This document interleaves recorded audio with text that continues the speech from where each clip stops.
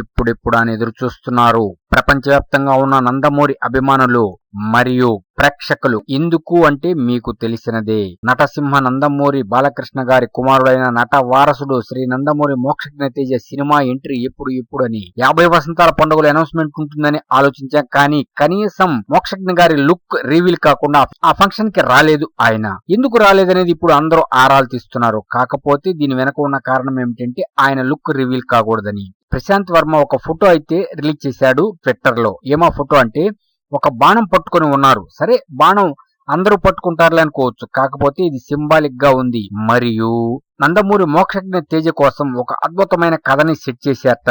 దానికి గాంధీవా అనే పేరు పెట్టాలని అనుకుంటున్నారు. గాంధీవా అంటే అర్జునుడి విల్లు అనమాట. అంటే బాణము మరియు విల్లు రెండు కలిపి గాంధీవా అంటారు. అదే పేరు సెట్ చేయాలి అని చూస్తున్నారట. కాకపోతే ఫ్యాన్స్ అయితే ఇంతకు ముందు నటసింహ నందమూరి బాలకృష్ణ గాంధీవం అనే ఒక సినిమా వచ్చింది. దాంట్లో ఒక అద్భుతమైన సాంగ్ ఉంది. దాంట్లో మోహన్ లాల్ గారు కూడా నటించారు. కాకపోతే ఆ సినిమా కొద్దిగా ఆడలేదు కాబట్టి ఈ పేరుని బ్యాక్ చేసుకొని ఇంకో పేరు ఏదైనా ఆలోచించండి అని ఫ్యాన్ ఫీడ్బ్యాక్ ఇస్తున్నారట. కాకపోతే ఇవన్నీ ఊహాగానాలే, బయటకైతే రావట్లేదు, ఎక్కడ అనౌన్స్మెంట్ లేదు. పోతే ఒక్క విషయం మాత్రం వాస్తవం, గాంధీవా అద్భుతంగా ఉంది ఈ పేరైతే. ఇక్కడ చూసుకోండి, గాంధీవం కాదు, గాంధీవా అంటే అర్జునుడి ఆయుధం.